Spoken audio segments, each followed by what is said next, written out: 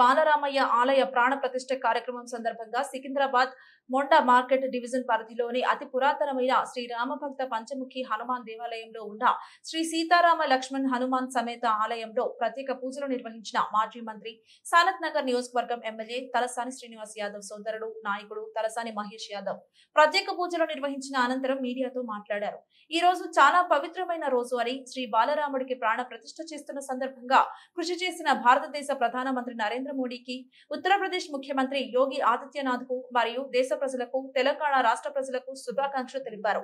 500 ఏళ్ల చరిత్రగాంచిన ఈ మహత్తర ఘట్టం చూడడం నిజంగా పూర్వజన్మలో చేసుకున్న పుణ్యంగా, సుకృతంగా తాను భావించారని అన్నారు.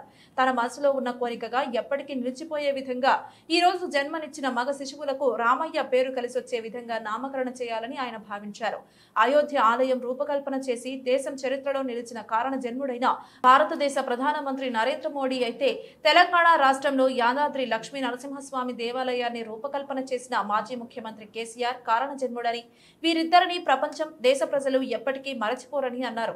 ఆలయ ఈవో మాట్లాడుతూ, ప్రభుత్వం తరపున ఆలయంలో విచ్చేసే భక్తులకు ఎటువంటి ఇబ్బందులు కలగకుండా సదుపాయాలు ఏర్పాటు చేశామని, సాయంకాలం ఆలయంలో 1100 దీపారాధన చేయనున్నట్లు తెలిపారు.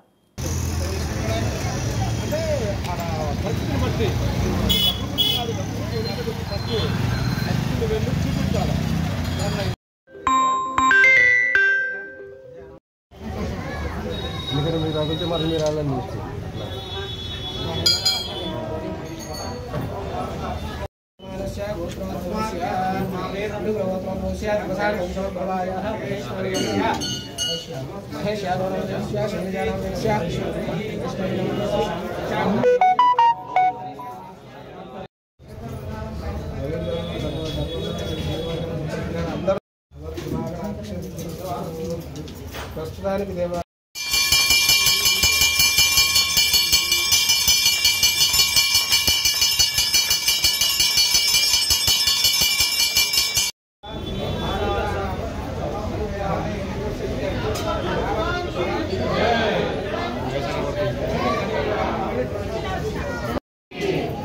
जय सीतारामचंद्र स्वामी की, सीतारामचंद्र स्वामी की। ఇక్కడ పంచముఖి ఆంజనేయ స్వామి దేవస్థానం ఈరోజు అయోధ్యలో రాముడి విగ్రహ ప్రతిష్ఠ జరుగుతున్న కార్యక్రమం సందర్భంగా ఇక్కడ సికింద్రాబాద్లోని అత్యంత పురాతన దేవాలయమైనటువంటి పంచముఖి ఆంజనేయ స్వామి దేవస్థానంలో ఈరోజు ఉదయం స్వామివారికి అభిషేకము మరియు భక్తులకు 12:30కు అన్నదాన కార్యక్రమంలో చేపట్టడం జరిగింది. మరియు ఈరోజు సాయంత్రం దీపాలంకరణ సేవ కూడా ఏర్పాటు చేయడం జరిగింది. భక్తులకు అన్ని సౌకర్యాలు కూడా కల్పించాము.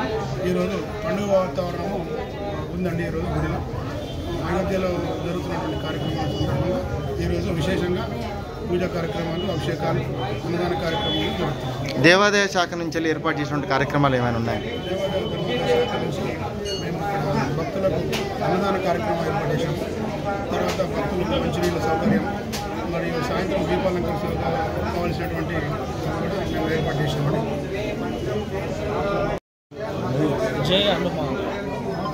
ఈరోజు మనము దేశ చరిత్రలో గుర్తుండిపోయే రోజుగా ఉంటుందని నేను కోరుకుంటున్నాను. ఎందుకంటే మన శ్రీరాముడు మళ్ళీ జన్మించుడు మన దేశ ప్రజల కోసమని అనుకుంటున్నాను.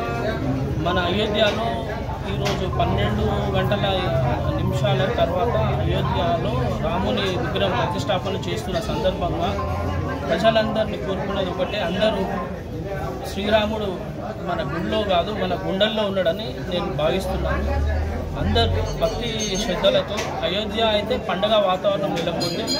అయోధ్యనే కాకుండా మన దేశంలో ఎక్కడెక్కడైతే టెంపుల్స్ ఉన్నాయో మన రాముడు కానీ హనుమంతుడు అన్ని గుళ్ళల్లో భక్తులు చాలామంది భక్తి శ్రద్ధలతో దర్శనానికి వెయిట్ చేస్తున్నారు. అలాగే నేను యూపీ ప్రభుత్వాన్ని అభినందనలు తెలుపుతున్నాను. యోగి ఆదిత్యనాథ్ సీఎం గారికి, అలాగే మన ప్రధానమంత్రి నరేంద్ర మోడీ గారికి. ఎందుకంటే ఇలాంటి కార్యక్రమం చేస్తున్నారు, అవకాశం వచ్చింది కాబట్టి వాళ్ళు చేస్తున్నారు. వాళ్ళకు కూడా రాష్ట్ర ప్రజల తరఫున, తెలంగాణ ప్రజల తరఫున నేను అభినందనలు తెలియజేస్తున్నాను. మన తెలంగాణ ప్రజలు కూడా ఎప్పుడు సంతోషంగా ఉండాలని ఆ శ్రీరాముడిని కోరుకున్నా. అలాగే మన కేసీఆర్ మన ముఖ్యమంత్రి మాజీ ముఖ్యమంత్రి గారు తెలంగాణ ప్రజలను అభివృద్ధి పదంలో తీసుకెళ్ళినారు. అలాగే ఆయన ఆరోగ్యంగా ఉండాలని 100 సంవత్సరాలు బతకాలని మనకు ఇంకా సేవ చేయాలని కోరుకుంటూ శ్రీరాముని నేను మనస్ఫూర్తిగా కోరుకుంటున్నా. జై శ్రీరామ్. ధర్మదాయ శాఖలో ఉన్నది. ఇక్కడ ఈ దేవస్థానంలో 6 అర్చకులు ఉన్నారు, మరియు స్లీపర్, నైట్ వాచ్మెన్, వంట మనిషి ఉన్నారు. పేద పంతులు గారు రాజశేఖర్ ఆచార్యులు, తర్వాత సోమనాథ్ గారు, అశోక్, బద్రీనాథ్, సోమశేఖర్, తర్వాత సిద్ధార్థ్, సురేష్ 6 అర్చకులు ఉన్నారు.